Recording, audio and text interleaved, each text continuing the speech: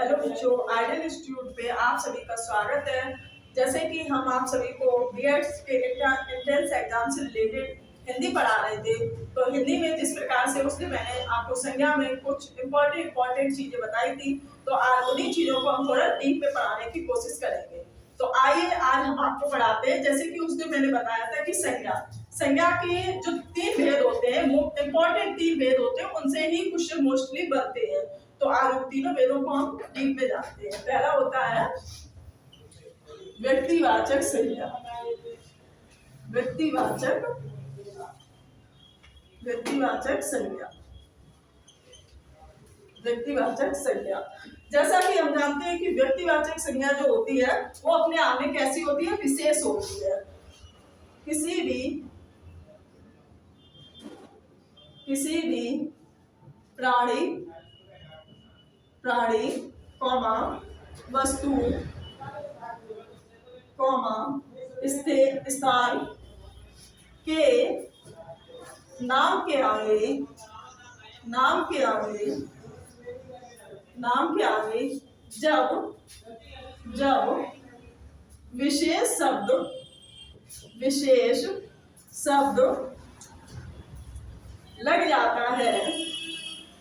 लग जाता है तब हम उसे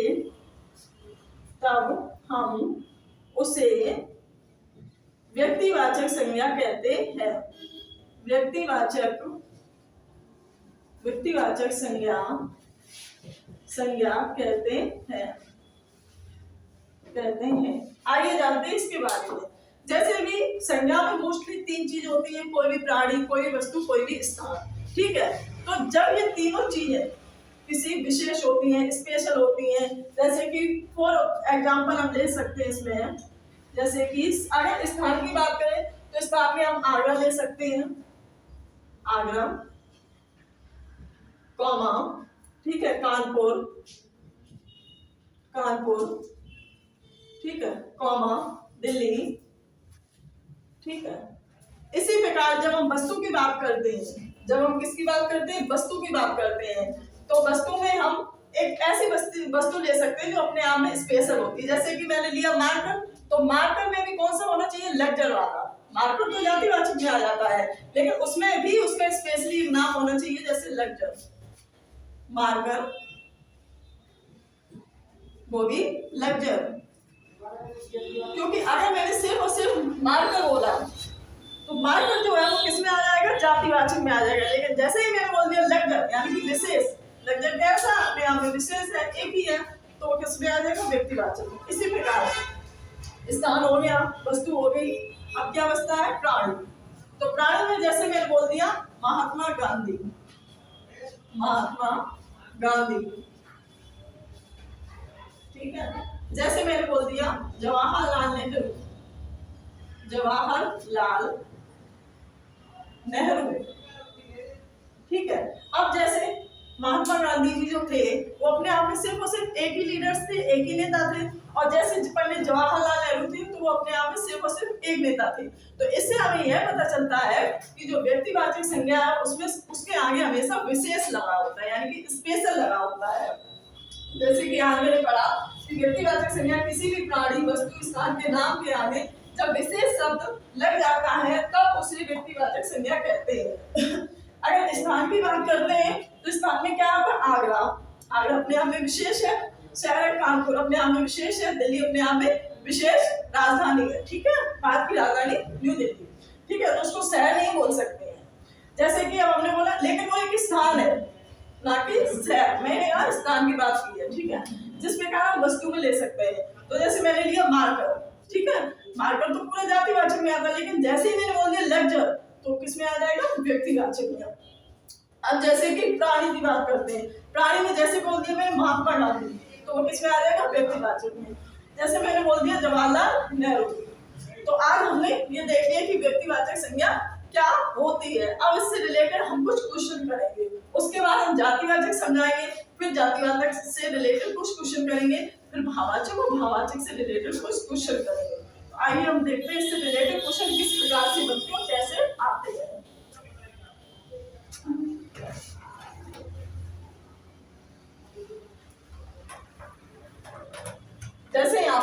क्वेश्चन लिया, यहाँ पे मैंने एक क्वेश्चन लिया, मैंने क्वेश्चन लिया द्रौपदी मुर्मू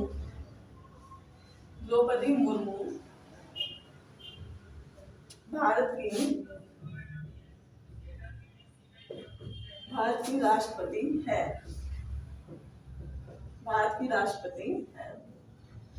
ठीक है, भारत की राष्ट्रपति है। मैंने अंडरलाइन कर दिया द्रौपदी मुर्मू को, ठीक है। अब यहाँ पे 4 ऑप्शन मिलते हैं एग्जाम में, किस प्रकार मिलते हैं? पहला ऑप्शन आता है जातिवाचक संज्ञा, दूसरा ऑप्शन होता है व्यक्तिवाचक संज्ञा,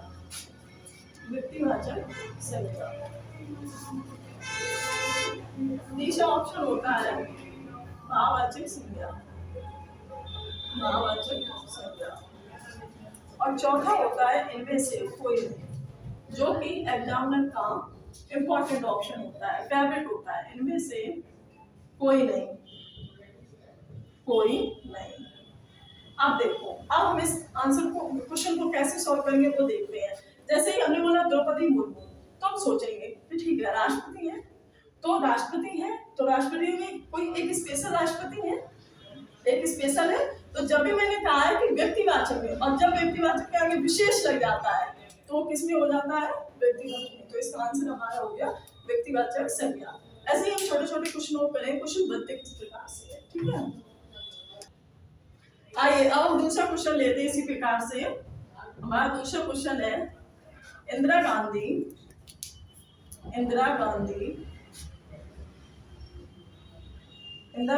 भारत की पहली महिला प्रधानमंत्री थी।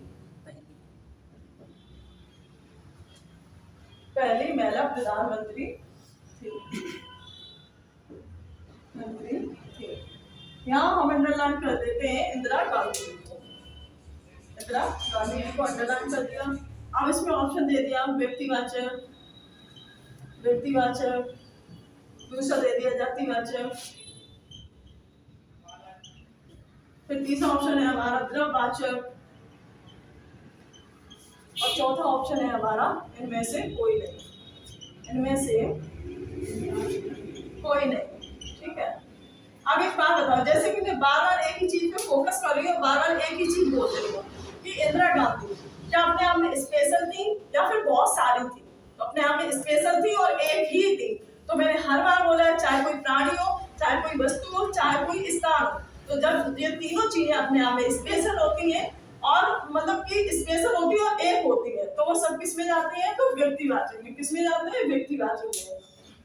आइए इसी प्रकार हम पढ़ते हैं कि जातिवाचक संज्ञा, फिर देखेंगे कि जातिवाचक और व्यक्तिवाचक में डिफरेंस क्या होता है और भाववाचक कैसे होती है। तो ये धीरे धीरे हम सारी चीजें सीखेंगे, ठीक है। अब हम देखेंगे जातिवाचक संज्ञा। दूसरी संज्ञा का नाम है जातिवाचक संज्ञा, ठीक है। अब देखो, संज्ञा में होती तीन ही चीजें हमेशा, प्राणी, वस्तु और स्थान। अब देखो, पहले उसमें तो सिंगल होते थे और विशेष होते थे, तो वो व्यक्तिवाचक है। अब इसमें क्या है, जब कोई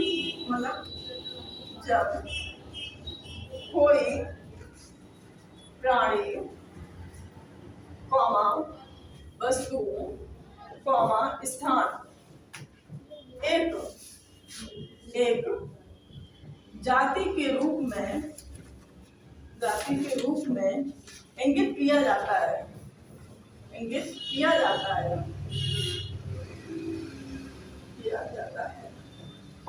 तब वह जातिवाचक संज्ञा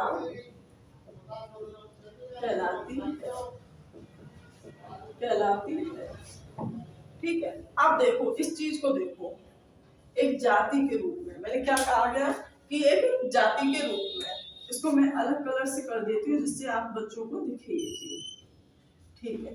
अब इसमें क्या कहा है, जब एक जाति के रूप में डिनोट किया जाता है, इंगित का मतलब होता है डिनोट करना, एक तरीके से उस चीज की तरफ इशारा करना, फिर इस चीज को बोलते हैं इंगित करना। तो जैसे हम ले लेते हैं फॉर एग्जाम्पल, फॉर एग्जाम्पल ले लिया मैंने स्थान में गांव, ठीक है, शहर, कॉमा जिला। अब मैंने कभी ये तो बोला नहीं इसमें कि कोई एक जिला, जिले में कितने भी सारे जितने भी जिले हैं, जितने भी डिस्ट्रिक्ट हैं, वो सभी आ जाते हैं। गांव में जितने भी गांव हैं वो सभी आ जाएंगे, ठीक है, और शहर में जितने भी शहर हैं वो सभी आ जाएंगे। ऐसे ही वस्तु में, ये तो स्थान में था, किसमें था, स्थान में, स्थान, ठीक है। दूसरा वस्तु में, वस्तु में जैसे मैंने मार्कर, ठीक है, या पेन, क्या ले लिया, पेन, पेंसिल, ठीक है, पेन, पेंसिल, या फिर टीवी, ठीक है, एक्सेट्रा।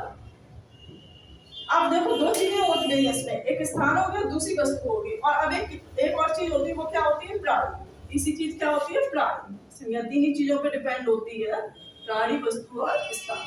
प्राणी, अब प्राणी की जैसे मैंने ले दी यहाँ पे नेता, ठीक है, लड़का, कॉमन लड़की, ऐसा।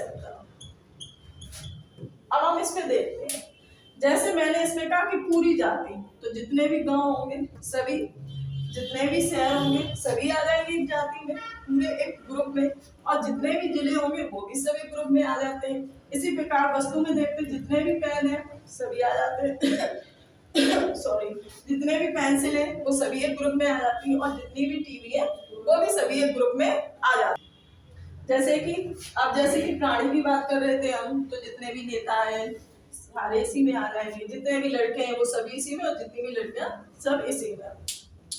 अब देखो हमेशा एक चीज याद रखना कि जातिवाचक और व्यक्तिवाचक में बच्चे बहुत कंफ्यूज होते हैं कि इनमें डिफरेंस क्या है। ये क्वेश्चन अक्सर बच्चे गलत करते हैं, आज मैं ये कंफ्यूजन भी आपकी दूर कर देती हूँ देखो जैसे मैंने बोला गांव, ठीक है, या जैसे ले लो जिला, जिला अभी किसमें है, जातिवाचक में, और जिले से जैसे ही मैंने बोल दिया इटावा, तो किस में बन गया, व्यक्तिवाचक में, ठीक है।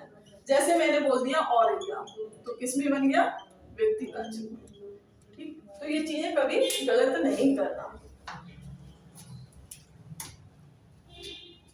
तो ये किस में बन गया, व्यक्तिवाचक में, ठीक है। तो ये चीज भी क्वेश्चन में पूछी जाती है, जैसे आप एक क्वेश्चन दे दिया जाता है जातिवाचक से व्यक्तिवाचक बनाओ, तो कैसे बनाएंगे, तो वो चीज भी तो हमें आनी चाहिए, क्योंकि अगर वो चीज आएगी तो क्वेश्चन कर नहीं पाएंगे, क्वेश्चन कर नहीं पाएंगे, गलत हो जाएगा, ठीक है। तो जैसे हमने देखा जिला, तो जिला में हमारा इटावा आ गया, उसके बाद औरैया आ गया, तो ये किसमें पहुंच गया, व्यक्तिवाचक, किसमें पहुंच जाता है, व्यक्तिवाचक। अब देखते हैं आगे, जैसे कि यहाँ पे पेन, या फिर ये देखो यहाँ से, अभी ये पेन किसमें है, जातिवाचक में, किसमें है, जातिवाचक में।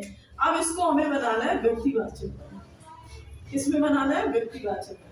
तो कैसे बनाएंगे, पेन, पेन की भी बहुत सारी कंपनियां होती हैं, जैसे कि सेलो का पेन होता है, लक्जर का पेन होता है, और भी बहुत सारी एक्सेट्रा एक्सेट्रा कंपनियां होती है। तो मैंने जैसे ही बोल दिया सेलो, क्या बोल दिया, जैसे ही मैंने बोल दिया सेलो, लक्जर, ठीक है, तो किसमें पहुंच गए, ये व्यक्तिवाचक में, ठीक है। अब शायद आई होप आप लोगों को ये चीज समझ में आने लगी होगी कि जातिवाचक और व्यक्तिवाचक में डिफरेंस क्या होता है, ठीक है बच्चों। तो अब ये चीज आपसे गलत नहीं होनी चाहिए।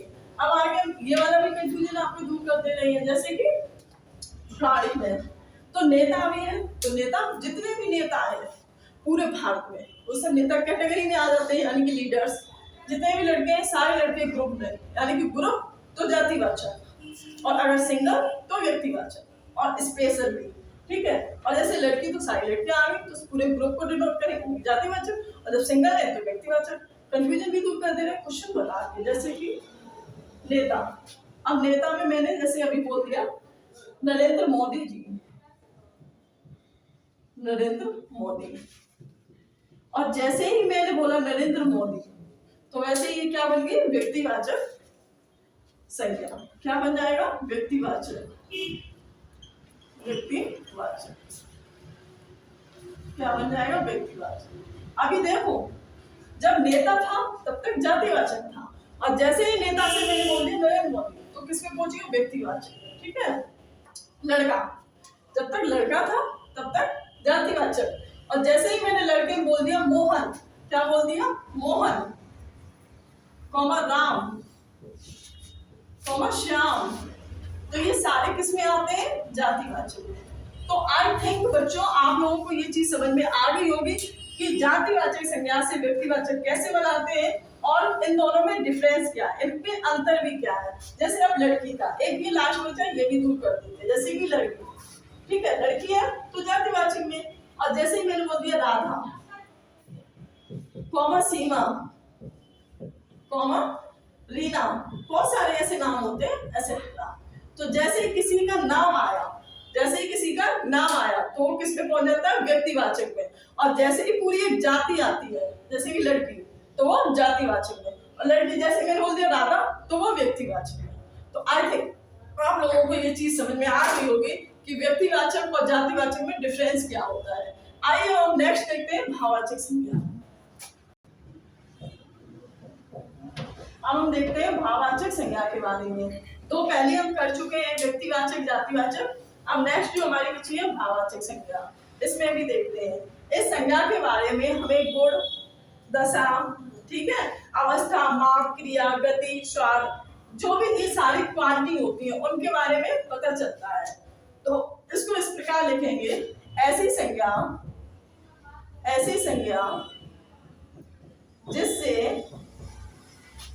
जिससे हमारी भावनाएं व इच्छाओं के बारे में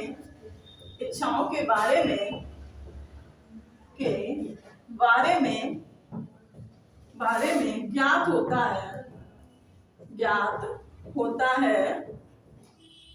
है उसे हम भाववाचक संज्ञा कहते हैं। भाववाचक संज्ञा कहते हैं, ठीक है। अब इसमें देखो, जैसे कि फीलिंग्स, भाववाचक संज्ञा क्या होती है? जिन चीजों को हम देख नहीं सकते हैं, सुन नहीं सकते, ओनली सिर्फ और सिर्फ महसूस कर सकते हैं। तो महसूस करना क्या? एक फीलिंग ही तो है, एक इमोशंस ही तो है। तो जिन भी चीजों को हम महसूस करते हैं तो उन सबको भावनाएं, फीलिंग्स क्या होती है? भावनाएं, इच्छाएं, ये सारी किसमें आती है? भाववाचक संज्ञा में। अब इसमें जैसे हम एग्जाम्पल लेते हैं, एग्जाम्पल जैसे कि हमने लिखा प्रेम, ठीक है, प्रेम, कॉमा घृणा, ईर्ष्या, ठीक है, और गर्मी,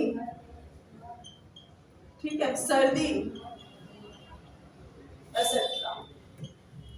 तो कहने का मतलब है, अब जैसे कि प्रेम यानी कि प्यार, लव, तो ये क्या है? किसी ने देखा आज तक?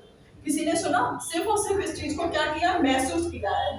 तो कहने का मैं वही चीज बार बार बोल रही हूँ कि जिस चीज को हम सिर्फ और सिर्फ फील कर सकते हैं, सिर्फ और सिर्फ जिस चीजों को महसूस कर सकते हैं, तो जिन संज्ञाओं को सिर्फ और सिर्फ हम देख नहीं सकते हैं, सुन नहीं सकते हैं, सिर्फ और सिर्फ उन संज्ञाओं को महसूस कर सकते हैं, वो सब क्या होती है? भाववाचक संज्ञा में ही आती है। जैसे कि घृणा, किसी से घृणा करना, ईर्ष्या, किसी से ईर्ष्या करना, गर्मी, गर्मी का मौसम, गर्मी किसी ने देखी है? सिर्फ गर्मी हम महसूस करते हैं, गर्मी देखी नहीं है किसी ने। जिस प्रकार से सर्दी, सर्दी किसी ने देखी है? तो सर्दी को हम क्या करते हैं? महसूस करते हैं। जैसे कि सर्दी के मौसम में हमें सर्दी लग रही है, ठीक है, दिख नहीं रही, मुझे सर्दी लग रही है, तो इन चीजों को क्या करते हैं? महसूस करते हैं। तो किसी भी चीज को महसूस करना ही क्या कहलाती है? भाववाचक संज्ञा कहलाती है। अब देखो इसमें क्वेश्चन किस प्रकार से आते हैं वो देख लेते हैं एक बार। जैसे मोहन को क्रोध आता है या आ रहा है, एक आ रहा है, तो क्या कह रहे हैं इसमें? मोहन को क्रोध आ रहा है। अब यहाँ पे ऊपर क्वेश्चन आ गया, रेखांकित वाक्य को बताएं कौन सी संज्ञा है, कौन सी संज्ञा है। अब रेखांकित बात क्रोध। अब क्रोध पे हमने कर दिया अंडरलाइन। अब आप लोग बताओ कि क्रोध जो है वो कौन सी संज्ञा है। तो क्रोध जो है यानी कि गुस्सा में आ रहा है, आंखें लाल पीली हो रही, मुंह लाल पड़ रहा है, आंखें लाल लाल सी हो रही है, ठीक है। तो ये सिर्फ क्या है, फीलिंग है, सिर्फ हम महसूस कर पा रहे हैं, दिख नहीं रहा, बस हम महसूस कर रहे हैं कि जब ऐसी एक्टिविटीज होती है, जब ऐसी क्रियाएं होती है तो हमें गुस्सा आता है, ठीक है। तो ये किस में आ जाता है, भाववाचक में। किस में आ जाता है, भाववाचक में, ठीक है। अब इसी में हम करवा दे रहे व्यक्तिवाचक का भी। तो जैसे मैंने मोहन पे अंडरलाइन कर दिया, जैसे मैंने मोहन पे अंडरलाइन कर दिया, तब आप बताओ कौन सी संज्ञा होगी। तो जब हमने पहले ही बोला है कि व्यक्ति है, ठीक है, व्यक्ति है, लेकिन व्यक्ति के भी आगे कैसा विशेष है, किसी का नाम है, तो अगर किसी का नाम है तो वो किस में जाएगा, व्यक्तिवाचक। किस में जाएगा, व्यक्तिवाचक संज्ञा में, ठीक है। और यही मोहन, अब बोल देते मोहन की जगह लड़का, मोहन की जगह, मोहन क्या है, लड़का है, मोहन क्या है, लड़का है। मैं तीनों इसी में डिफाइन किए दे रही हूँ जिससे बच्चे को कंफ्यूजन बिल्कुल भी ना हो और वो बहुत अच्छे से समझ जाए कि क्वेश्चन किस तरीके से बनते हैं। देखो क्वेश्चन सॉल्व करना अलग बात होती है और क्वेश्चन को बनाना सीख जाओ ना तो सारे ही क्वेश्चन सही हो जाते हैं। तो हमें क्वेश्चन करना नहीं सीखना है, क्वेश्चन बनाना सीखना है। जैसे यहाँ पे मोहन, मोहन में मैंने लिख दिया लड़का, मोहन एक लड़का ही तो है। और जैसे ही मैंने लड़का लिखा वैसे ही हमारे दिमाग में एक चीज आती है सीधा, पूरा एक ग्रुप, जाति। तो जब पूरी जाति को डिनोट करता है तो वो जातिवाचक। इसी प्रकार से एक क्वेश्चन हम और लेते हैं। अब इससे हमने तीनों संज्ञाओं के बारे में जान लिया। जैसे कि मैंने क्रोध का दिया तो भाववाचक, मैंने क्रोध का दिया तो भाववाचक। और जैसे मैंने मोहन का पूछा तो व्यक्तिवाचक। मोहन किस में आता है, व्यक्तिवाचक संज्ञा में। और जैसे ही मोहन को यहीं से आते ना कि व्यक्तिवाचक को जातिवाचक में कैसे बदलते हैं। तो मोहन को मैंने बदल दिया लड़के की कैटेगरी में, तो लड़का क्या है, जातिवाचक। क्या है, जातिवाचक। एक क्वेश्चन और इस प्रकार से हम लेते हैं, उसको लिखते हैं, फिर आपको बता दें कि कैसे करना है इसको।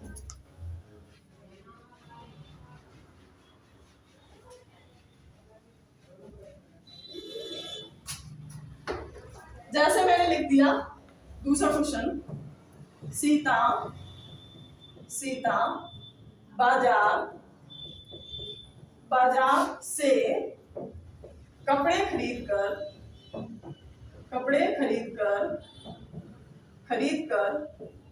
बहुत ही